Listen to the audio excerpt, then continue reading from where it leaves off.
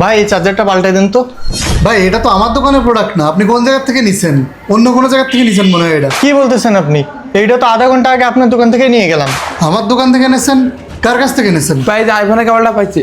ভাই এই তো সেই লোক, ইনার কাছ থেকে নিছি। কি ভাই আমার তো কিনে আছে? কিরে শাকিল, কি বলতেছে? এই প্রোডাক্ট আমার দোকানে আসলো কি করে? এই কোম্পানির মাল তো আমি বিক্রি করি না। ভাই কি বলবো, দুঃখের কথা, এই চার্জারে ভাই আমার ফোন গরম হয়ে যাচ্ছে।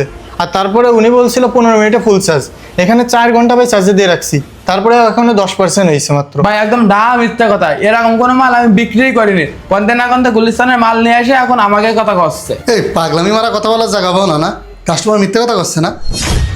তুই যদি তার কাছে চার্জার না বিক্রি করিস তাহলে সে কেন এসে তোর দোকানে কথা বলবে আর এই প্রতিষ্ঠানের কথা ক্লিয়ারলি বলবে? আর গেটের সামনে তো সিসি ক্যামেরা আছে, সিসি ক্যামেরার ফুটেজও আমার কাছে আছে, এই দেখ।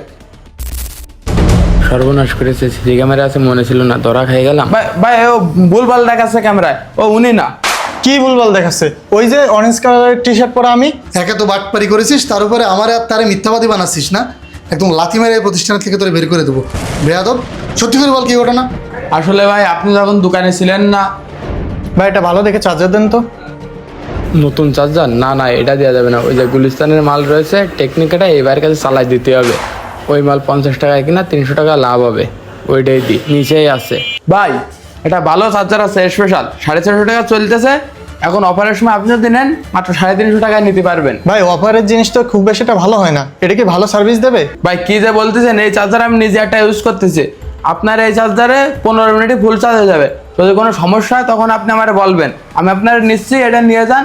আপনি আবার কারোর বললেন না কম দামে আপনারা দিচ্ছি, চার্জারটা ব্যবহার করে দেখেন। ঠিক আছে ভাই, তাহলে যান। দিয়েছি ধান্দার মাল একটা চালাই, ওই বাইরে ফোন দিতে হয়, দেখো তো আরো কটা এই মাল দিয়ে যাতে। 50 টাকার মাল 350 টাকা, 300 টাকা লাভ। দিনে 10টা বেচতে হলে 3000 টাকা, টাকায় টাকা। বস না থাকলে এরকমই করে চলতে হবে। অল্প টাকার মাল আমি ভাবলাম চালাই দিই, যদি ভালো হয় তাহলে আপনারা নিতে বলবো। অল্প টাকার মাল না? আমি আমার প্রতিষ্ঠানে কখনো অল্প টাকার মাল চালাই তুই কোনোদিন দেখেছিস? তোরে অল্প টাকার মাল চালাই দিই এই কথার কারণে আমার কত বড় ক্ষতি হয়ে যাচ্ছে, এটা কি তুই একবারও চিন্তা করে দেখেছিস? একটা প্রতিষ্ঠানে আমি তোরে বিশ্বাস করে রেখে গেছি, মানুষ যারাই বিশ্বাস করে তার কাছে প্রতিষ্ঠানটা দিয়ে যায়। তুই বিশ্বাসের ফল কি দিলি? তুই আমার প্রতিষ্ঠানটা নষ্ট করে ফেলাচ্ছিস। আসলে ভাই আমার ভুল হয়ে গেছে, আমি বুঝতে পারিনি। আর কোম্পানির লোক আমার একটু লাভের কথা কইলো তো, এজন্য আমি লোভে পড়ে গেলাম। শোন, একটা কথা মাথায় রাখবি, একটা প্রতিষ্ঠান শুধু প্রতিষ্ঠান না, কারো পেট চলা, কারো ভাত জোগাড় করার মাধ্যম আর বিশ্বস্ততার জায়গা। তুই আজকে যে কাজটা করেছিস, এরকম যদি আরও 5টা লোকের সাথে করিস, তারা আর 5 জনের বলবে। একসময় দেখা যাবে আমাদের প্রতিষ্ঠানে কোনো বিশ্বস্ততাই থাকবে না, কেউ আমাদের এখানে আসার সাহসই পাবে না। যা করেছিস করেছিস, তোর এখন বের করে দেওয়া উচিত। না ভাই আপনি আমারে বের করে দেন না, আপনি তো আমার ফ্যামিলির অবস্থা জানেন। আমি একবার যা ভুল করেছি, আজ জীবনে এই ভুল করবো না, এই কানে ধরেছি ভাই আমি। ঠিক আছে, তুই নিজের ভুল যেহেতু বুঝতে পারেছিস, তাহলে আর কি এবারের মতো সুযোগ দিলাম, কিন্তু দ্বিতীয়বার কিন্তু আর সুযোগ দেওয়া হবে না। আর ভাই তোমার চার্জারটা আমি চেঞ্জ করে ভালো কোম্পানির মাল দিয়ে দিচ্ছি।